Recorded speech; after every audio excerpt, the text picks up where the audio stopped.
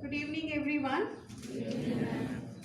I am deeply honored to introduce my teacher, my mentor, Mr. Chapal Khasnabis, who is currently working in World Health Organization, Geneva, as a program manager. He is Prosthetist and Orthotist by profession and has over 40 years of experiences. He has worn many hats in his journey. To share few with you all here, he worked as clinician, academician, entrepreneur, social and development worker, product designer, researcher, and the list could be many. Many of you may not know, he took our prosthetic orthotic profession in India to a new height. And since he has joined WHO, I think more than a decade, he has taken it to the prosthetic orthotic profession to a whole world through his global cooperation of assistive technology, which most of you heard about GATE when we conducted national conference on 18th, GATE initiative. He is a great leader and an inspiration to many. I am truly blessed to meet and work with you, sir.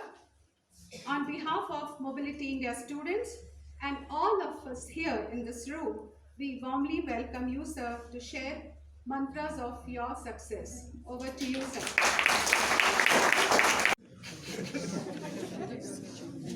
And sir has no value if there is no good students. Okay? So I'm lucky I had students like Ritu, Shaikar, and many others. So they actually driven me, okay? No, it's not I have driven them, they driven me. So I did a lot, but it's all because I have many supports. I never thought I am a sir, a student, he's my boss, he's my subordinate, nothing. So first time I am presenting this kind of talk. So thank you to Mobility India for giving me this opportunity. So I know Mobility India does a lot of 3D printing, socket and all those things. But my principle is 4D. I always go for 4th dimension. I don't believe in 3D, I go one step beyond. It's 4D. So for me, my life is driven by the 4D. Okay? Dream, desire, dedication, and destiny. I'm a great dreamer, and I'm sure many of you are dreamers. But I have little extra, and I wish that some of you, after my talks, will have that extra. That I was fearless. I never hesitated in my life to take any risk. Many times I didn't know which direction I'm going, but I went. And when I went, gradually I corrected my path. I was not perfect in the beginning, okay? I don't think anybody is perfect. But as the days went, I corrected myself. But one thing was very much is maybe in my blood or in DNA, I was fearless. So I was a fearless dreamer, and still like that. So this is my journey. On 30th July 1976, Friday, I landed in Bombay with a suitcase. A total stranger, doesn't know even English even. No English, no Hindi, no Marathi. Landed in Bombay, and I didn't know anybody. So, just coming from a village, going to Bollywood, it was like a Bollywood for me at that time. And I didn't know what to do. So, Monday was the test. So, I went to the exam room, and they gave me and they told me I have to answer in English. And I didn't know anything of English at that time. So what I did, I wrote everything in my language, which is Bengali, and then I translated it, literally translation. So I could not finish the whole paper, but whatever I wrote, it made some senses. So my teacher said you should join the course tomorrow. So no warning, nothing. So I started my course. But I had a dream and a mission. That time, nobody knew prosthetics, what prosthetics is and what orthotics is. Even not the doctors, health people, nobody knew. Okay? Before me, there were 13 people. And in my batch, I think 70% of my classmates left the profession saying it has no future. Okay?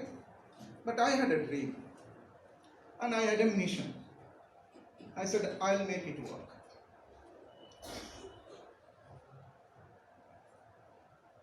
So it was a tough life, schooling days, 76 to 79. Most of you were not born. I didn't have enough money to buy books or notes, okay? So I used to steal others' notes on the night. When somebody used to read one book, I used to read another book of theirs. So somebody took a note. I never took note in the class. I had one notebook. I spent 3 years in that one notebook. But I learned and I mastered the art of prosthetics and orthotics. I didn't miss a single talk, a single word of my teacher. Whatever they said in 1976, I can repeat it right now. So I became an artist because a prosthetist and orthotist is not a typical professional. They have to have a mix trends.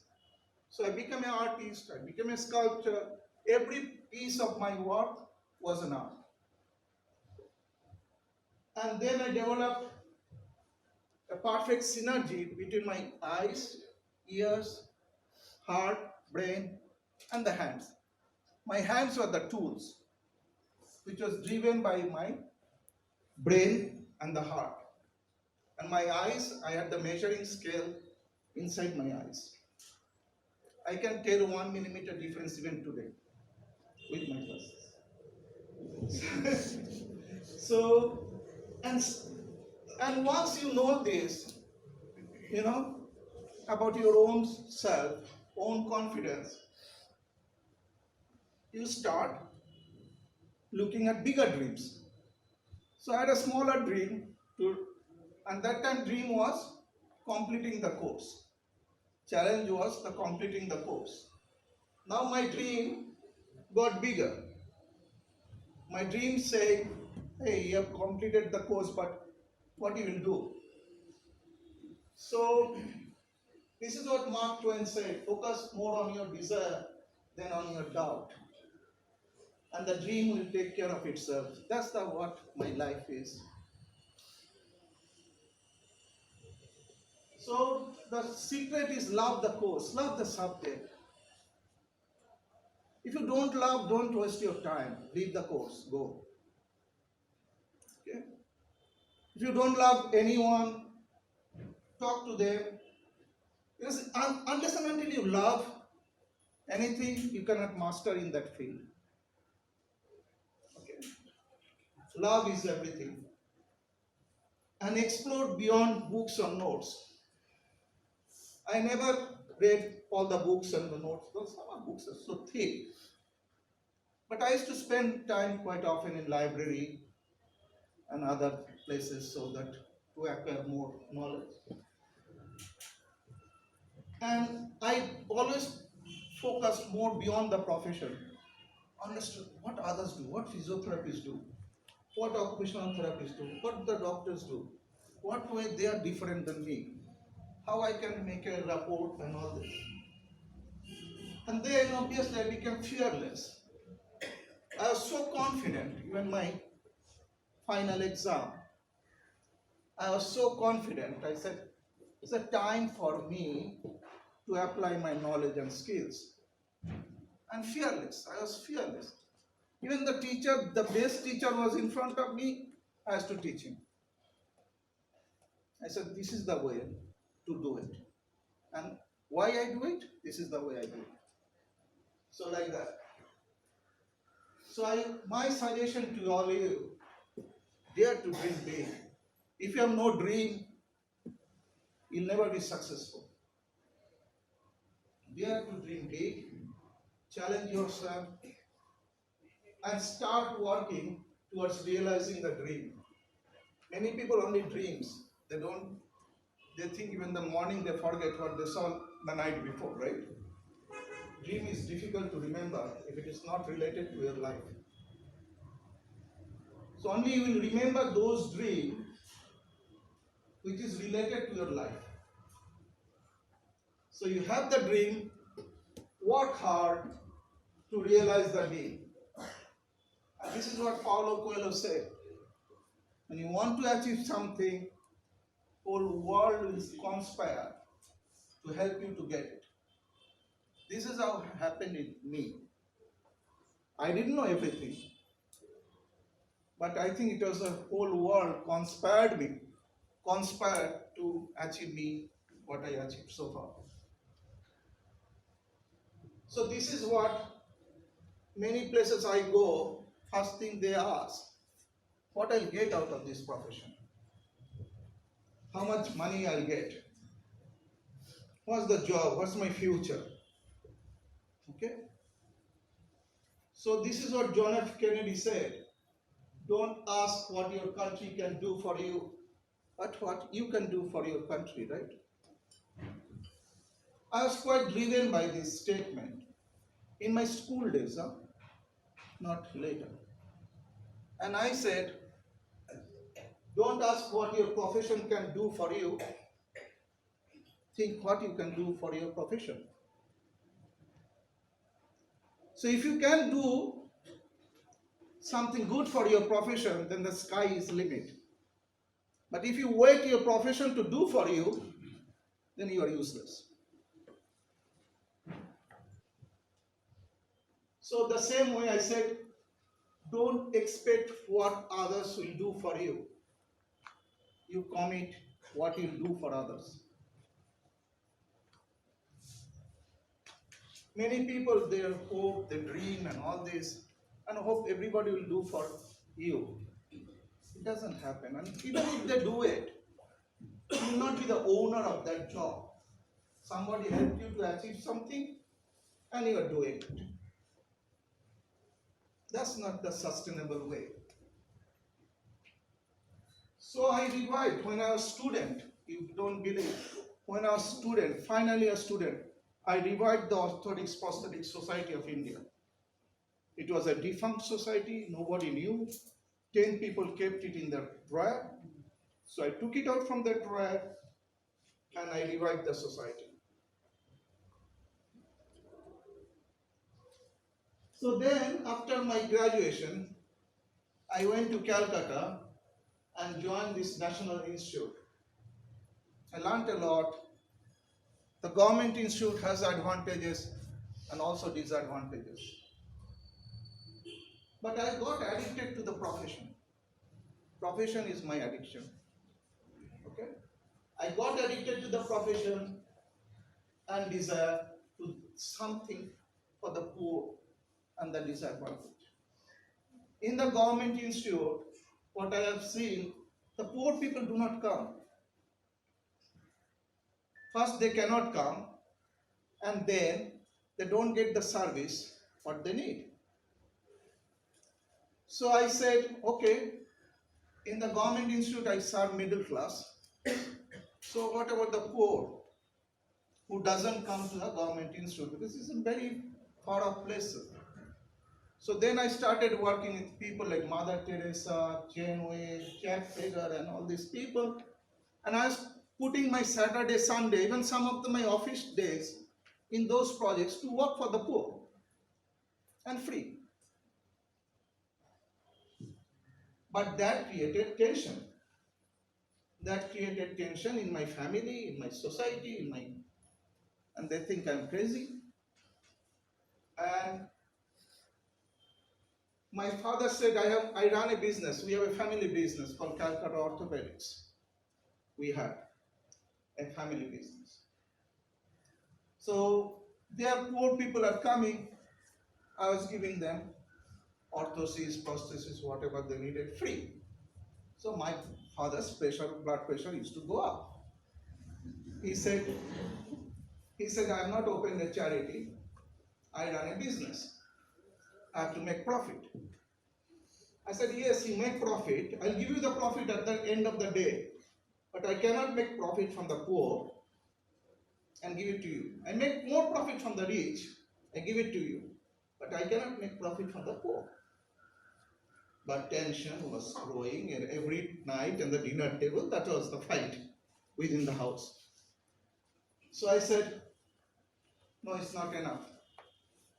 My dreams were pushing me, my desire was pushing me to do something big. Not to be that stereotype, not to keep my father happy, family happy. Okay.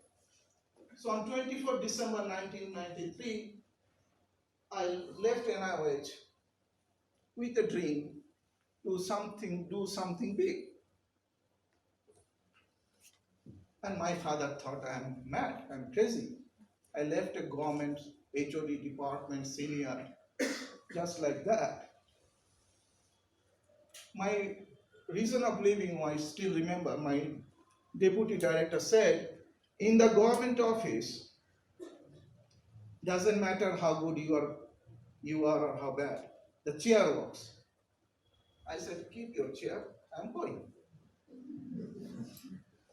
So on 24th December, I left. I resigned in half an hour time. Then he said, you cannot leave the government institute without proper notice, 3 months notice, all the clearance and all. I said, look, I resigned. Now it's up to you what to do with it. You'll not see me. And they have not seen me for 20 years. I left that. So, this is what George Bernard Shaw said. You see things and you say, why?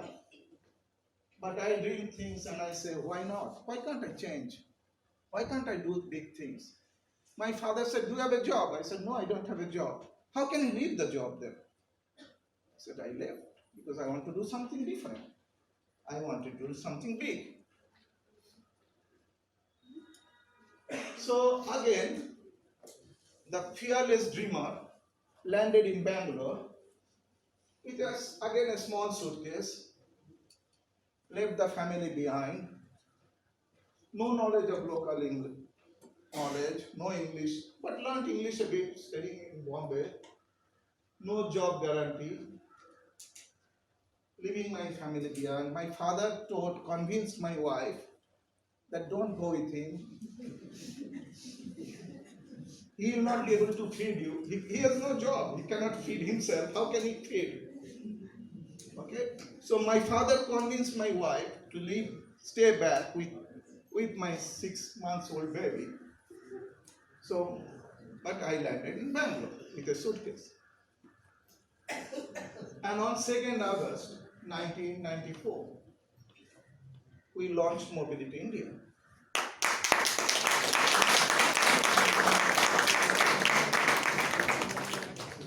So 6 months, no job, 6 months, no salary.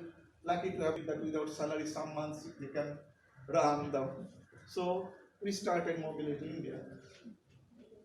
And this is what Mark Zuckerberg has said. The biggest risk in this world is not taking any risk. The people who are afraid of taking risk, they are not fit for this world. You have to take the risk.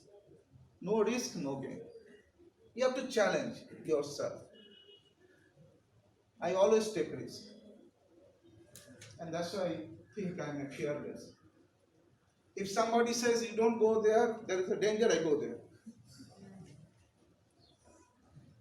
If somebody says this is a difficult job, no, it's not possible to do it, I do that. Ordinary job, any ordinary people can do. But extraordinary job is for extraordinary people. So you have to be so good in your life that people wait for you. You don't wait for people. You should not wait for the job. Job should wait for you.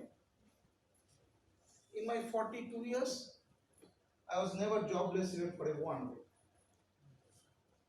The day I finished the exam, I got the job. I didn't have the biodata. Even in WHO today, if you go to the website, I have no biodata. Because job waited for me. So, Mobility India, 94 to 2003, it was my time to realize my dream. Do something different. Different from what other national institutes are doing. Different from what others people do. So, it was a time to sell the dream. I'm a good salesman. Some people said I can convince the devil also, right? So I'm a good salesman. So having the dream with you is of no use. You have to sell the dream. I sold the dream to the people, Alvina, Ritu, Jaya, and made them part of my dream. They have no escape. Once somebody comes closer to me, they cannot escape. Unless I allow them to escape. Okay? So all became part of dream and made a dream team. You alone cannot do anything. If you don't have a team, you are useless. You will be of no good. So I developed team. Everybody was believing these dreams, desire, dedication, and destiny. Rest is history. I don't have to say what Mobility India does. You all know better than me. Okay? So my dream and desire again started emerging as my greatest enemy. Because I had no more challenges. You know, everything is done in Mobility India at that time. Nice people, nice staff, building, money, anything you want, you have in Mobility India. So my dad came to see me and see the building. I bought a house, I made a house next door. He was so happy. Then I said, Dad, I'm leaving.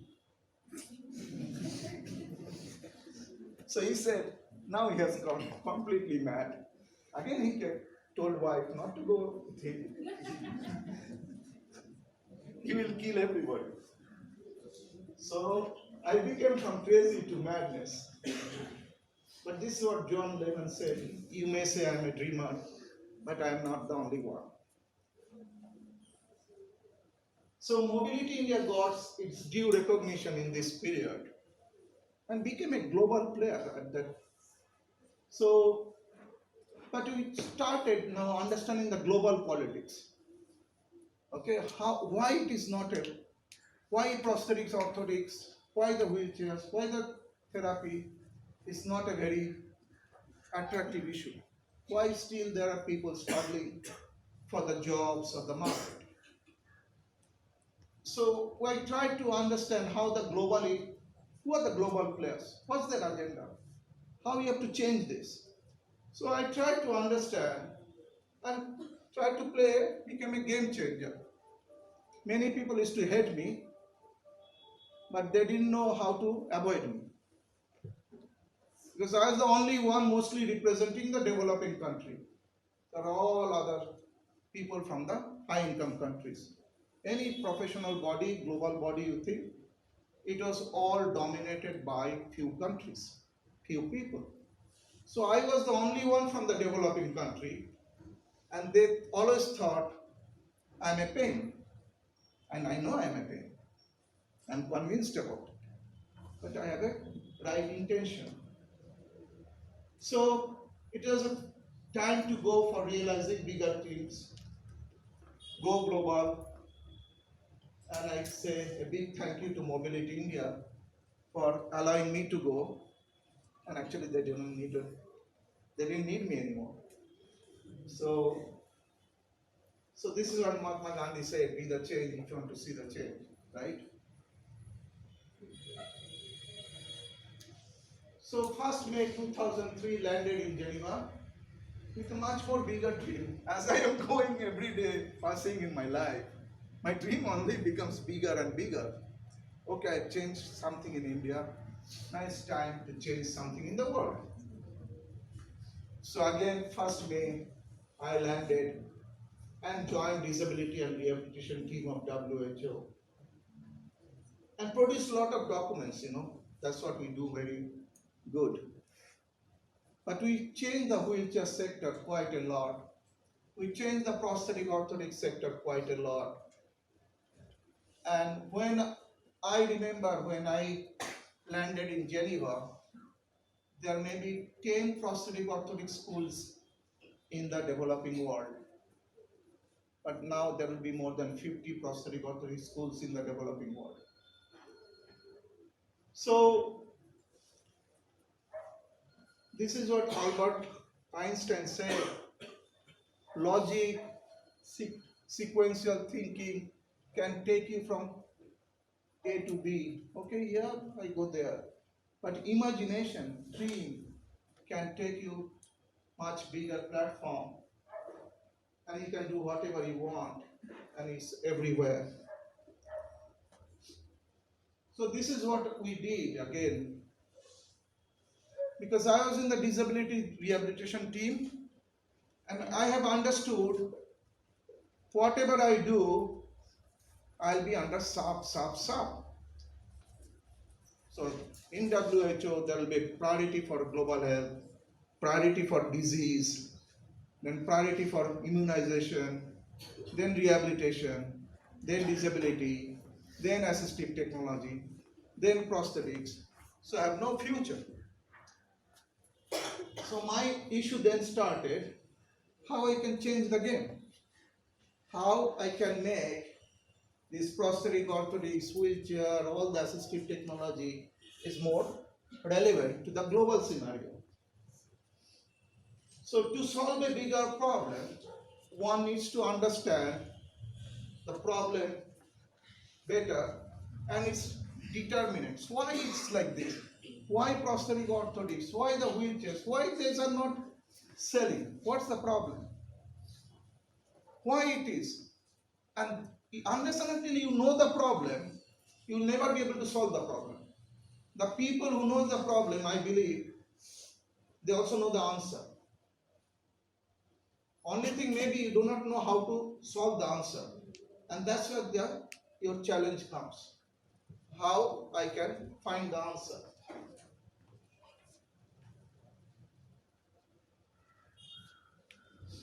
So again, I started selling dreams. I told people, look, what you are doing will have a less impact. But what I am telling you, it will have a much bigger impact. It can benefit more people. More people will enjoy. So I make a story. I'm a good storyteller. I can lie also, but that you will not understand I'm lying. Because I'll tell it with so much passion and so much truth and so much facts. So you have to sell the story. But I don't lie to the profession. I lie to sometimes my children, grandchildren, and those people, So dare to dream big and be fearless to realize the dream. And again and again, so you are our future. I'll be retiring soon. I'll go out of the map very soon. But you are our future. If you don't dare to dream big and don't work, then my work has no value. Because there is no next generation. It will die with me. So that's what I agreed to give this talk, because I believe some of you will try to dream big, work hard, and try to see that you can change the world. I believe everybody has potential. If a poor villager like me can do it, you can do it. So we created. So what I did as a first step in 4th July 2014, I created a global initiative called Global Cooperation on Assistive Technology, GATE. I brought different stakeholders because I know I was only one staff in WHO. Out of 8,500 staff, there's only one prosthetist in WHO. So I said, I cannot do anything. So what should I do? I bring different people and then I make a case. I make a story. I made a case. So I believe many of you, we see 1 and 1 is 2. But actually you also can 1 and 1, 11. And that's entirely upon you. So you want to be satisfied with 2 or 11, you have to decide.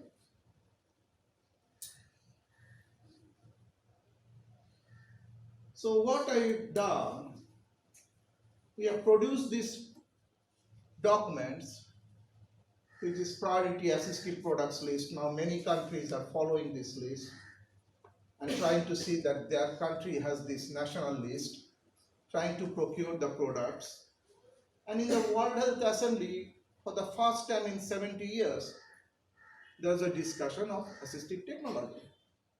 There's a World Health Assembly, all the health minister, all the foreign minister, they sign an agreement that they will work in their countries to improve access to assistive technology.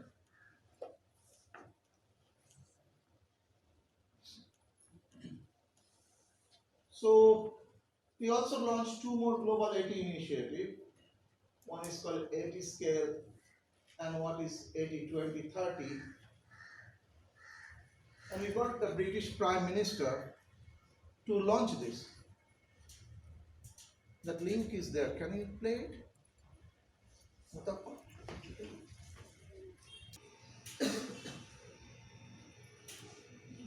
Don't run the video. So your mind has to be without fear. This is the Tagore, the poet from my city. Said your mind has to be fearless. And you have to, if you worry, if you are fearful, you'll never achieve anything in your life. Think something, doing something different. So you have to take risks. You have to do things which is different.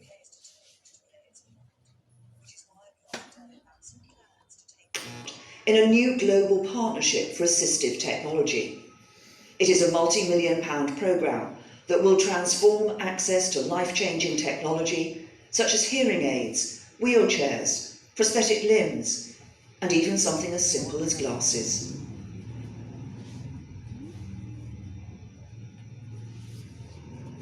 So what we did even in WHO, now we have successfully created a team unit for assistive technology so that it is sustainable. Even if I go, even I retire, the program will remain and there will be more job opportunities for the next generation in this field. So when I started, as I said, 75% of my classmates left the profession. They thought this profession has nothing. But I stick to the profession, worked with the profession, I grew in the profession, I invested in the profession, and profession paid me back. But when I started, I never thought what profession will give me back. I always thought what I can do for the profession. Okay? So I never thought what I'll get out of it. I believe in simple. Any good work so always gets rewarded. Maybe tomorrow, maybe 5 years down the line. So in 2014, we are only one person. Now we are 14 people in the WHO. And this is the first time in WHO in Africa, we'll have a full-time person for assistive technology. Then we come to the EMBRO, then we come to CRO. So every regional office now will have a team like this for assistive technology. This is what in Afghanistan I learned.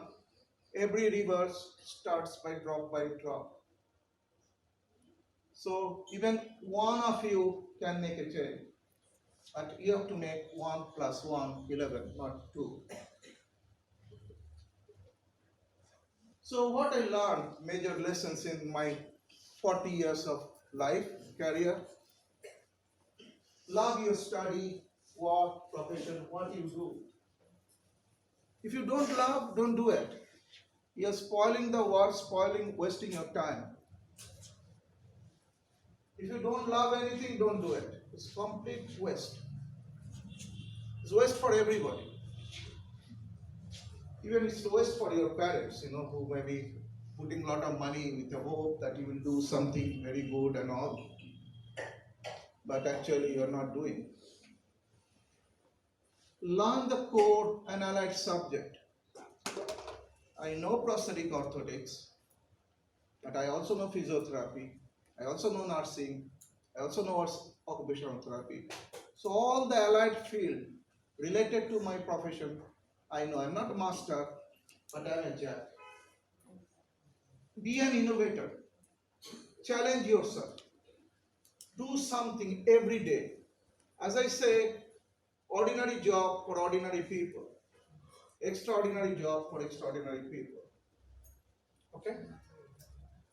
And listen to the users and common people. It's important to listen to the teachers, but it's also important to listen to the users and the common people. I learn more from the poor people or the users or the disabled people more than the teachers. I tell you, I can challenge my teachers today. So work hard, learn languages, develop competencies. Many of you will find a difficult job in the global market. Okay? Because you don't have global experience, and I do not know whether you can speak any global language. So if you want to go big, try to learn at least one language: French, Spanish, something. You have to make yourself ready for the global market. Be positive, be sensitive, believe in yourself. If you don't believe in yourself, nobody will believe you. As I said, if you're good, world will wait for you. If you're good, job will wait for you. If you're bad, you have to hunt for job. Decide what you want to be and work towards it. You have to decide your future when you're college days. I didn't want to become a millionaire. I didn't want to become a successful businessman. I didn't want to follow my father. Okay? I wanted to be somebody who can change the game. And I did that.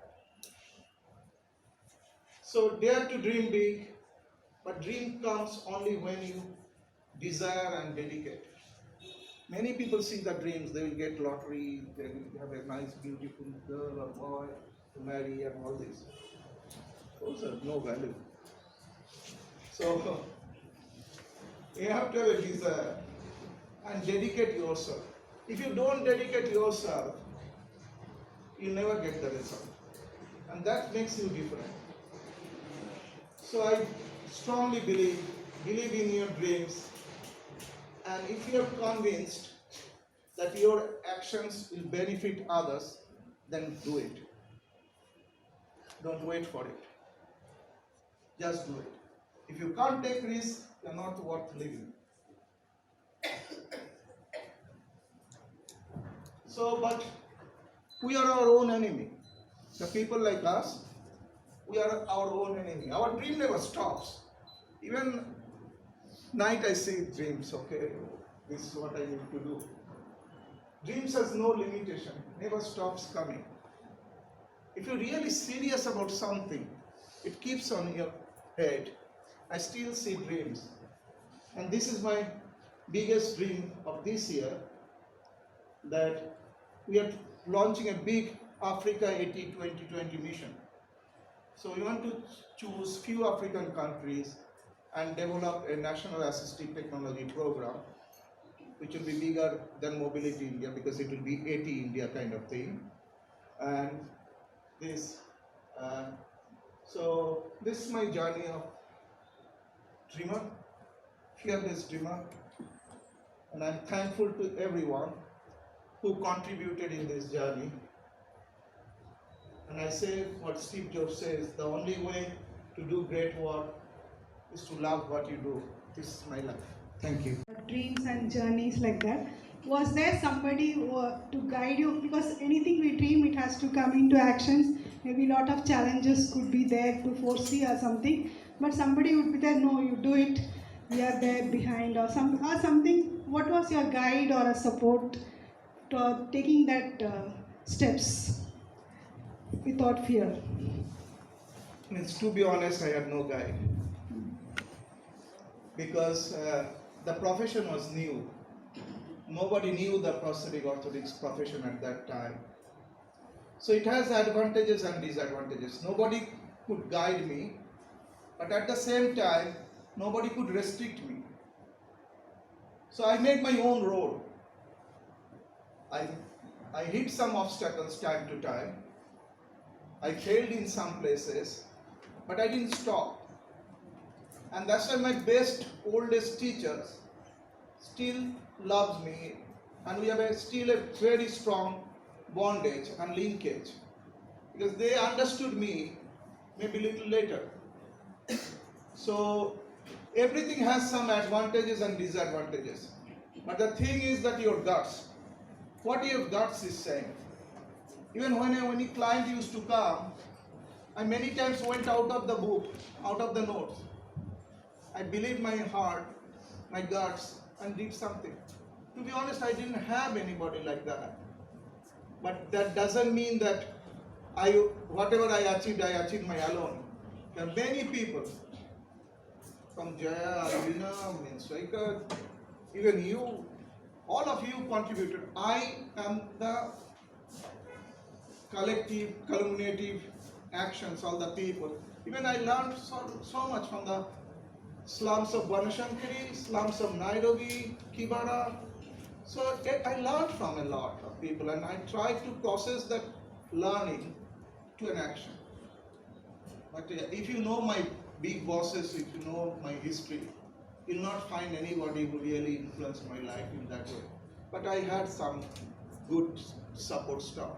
But I made my own road. I believe in my own road. So our education, our culture is like that, patriotic, very top-down heavy, right? So unless and until you change that, it will never change. In West, I see their education system very empowered. My son, even in their primary school, can challenge the teacher, and teacher has no rights. Even I go and I really dictate with the doctor what I want to have the treatment, which you don't have here. So what you need to do in this way, try to work with your teacher and all, how you can make an empowered education, not forced education. Okay? And then whatever you do, you publish. No publication comes from India. Hardly any publication comes from India. So nobody knows you. Once you start publishing, means you have to raise your bar. And once you do it, then things happens, right? So my suggestion is you do it, and then you do some international work.